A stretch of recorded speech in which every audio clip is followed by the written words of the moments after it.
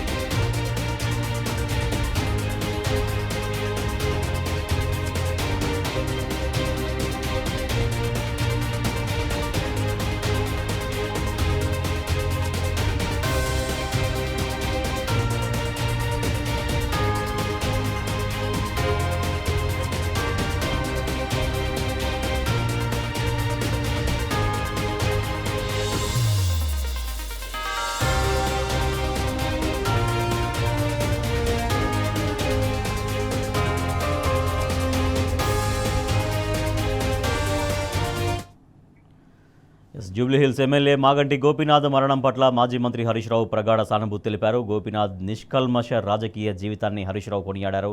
BRS పార్టీకి ఆయన మరణం తీరని లోటని పేర్కొన్న హరీష్ రావు గోపీనాథ్ కుటుంబానికి అండగా ఉంటామని, వారి ఆత్మకు శాంతి చేకూరాలని ప్రార్థిస్తున్నట్లు తెలిపారు.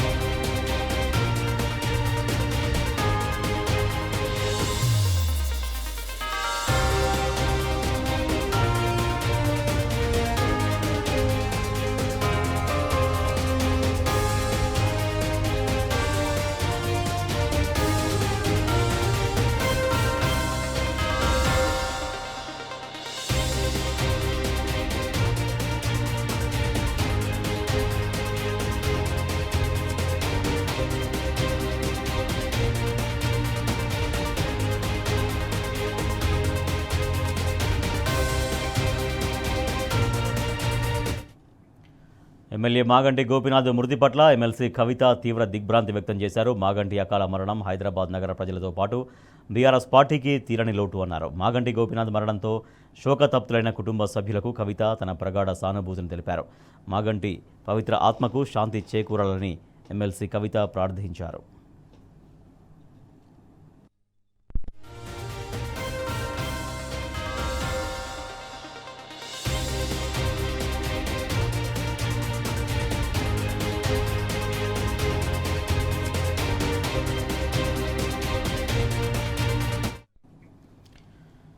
జూబ్లీహిల్స్ ఎమ్మెల్యే మాగంటి గోపీనాథ్ మృతి పట్ల ప్రతి ఒక్కరూ తీవ్రంగా తమ సంతాపాన్ని వ్యక్తం చేస్తున్నారు. అందరిలో విషాదాచారాలు అలుముకున్నాయి. ప్రస్తుతం మనతో మాట్లాడేందుకు బీఆర్ఎస్ పార్టీ సీనియర్ నాయకులు గట్టు రామచంద్రరావు గారు ఉన్నారు.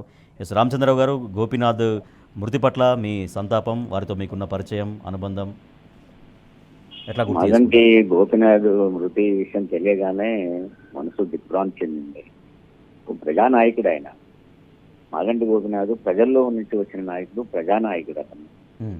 స్లమ్స్లలోకి వెళ్ళినప్పుడు గోపీనాథ్ గురించి చర్చ వస్తే గోపన్న అని ఆప్యాయతగా పిలుచుకుంటారు జనం. మనం గోపీనాథ్ గారు అంటాం కానీ ప్రజలందరూ గోపన్న గోపన్న గోపన్న అని పిలుస్తారు.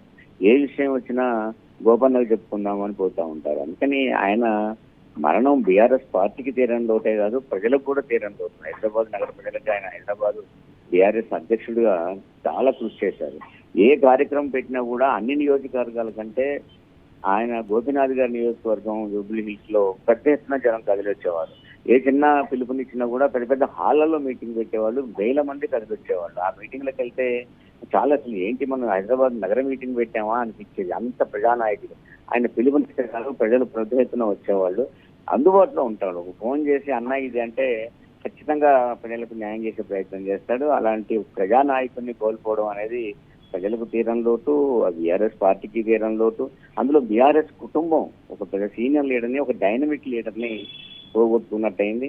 అది తీరని లోటు, తొందరగా పూడ్చుకునేది కాదు. అందుకని ఆయన మరణానికి సంతాపం తెలియజేస్తూ ఆయన కుటుంబానికి సానుభూతి తెలియజేయడమే కాదు, ఆయన ఆశయాలను ఆయన చివరికంటే కూడా కేసీఆర్ ని తిరిగి ముఖ్యమంత్రి చేయాలని ఆయన పట్టుదలతో ఎంత ప్రయత్నం చేశారో ఆ ప్రయత్నాన్ని కొనసాగిస్తూ ఆయన ఆశయాన్ని సాధించిన రోజే ఆయనకు నిజమైన సంతాపం తెలియజేస్తారు. సో అంటే అనేక పార్టీ కార్యక్రమాల్లో, వేదికల్లో మీరు కలిసి అంటే థాట్స్ షేర్ చేసుకునే వాళ్ళ ఏమన్నా డిస్కషన్స్ జరిగేవా ఏమైనా ఇష్యూస్ పైన? ఖచ్చితంగా అండి. అసలు నిజంగా ఆయన కోట్ల విజయభాస్కర్ రెడ్డి స్టేడియంలో మీటింగ్ పెట్టాడు. వేల మంది వచ్చారు కేటీఆర్ వస్తున్నాను. దానికి వెళ్ళినప్పుడు ఆయన ఎంతమందిలో ఉన్నా మళ్ళీ ఆప్యాయతగా పిలిచేవాడు. మా లాంటి వాళ్ళ ఆయన ఇన్ఛార్జిగా పోతే కూడా ఆశ గౌరవంగా ఎంత గౌరవించేవాడు అంటే ఆయన ఒక ఎమ్మెల్యే అనో లేకపోతే ఒక డైనమిక్ లీడర్ గా ప్రజానాయకుడిగా ఉన్న ఆ వ్యక్తి కూడా వచ్చి మనం చాలా గౌరవంగా పలకరించేవాడు, చాలా గౌరవంగా మాట్లాడేవాడు. అలాంటి వ్యక్తిని, ఒక మిత్రుణ్ణి కోల్పోవడం అనేది తీవ్ర బాధను కనిపిస్తూ ఉంటాయి. రైట్.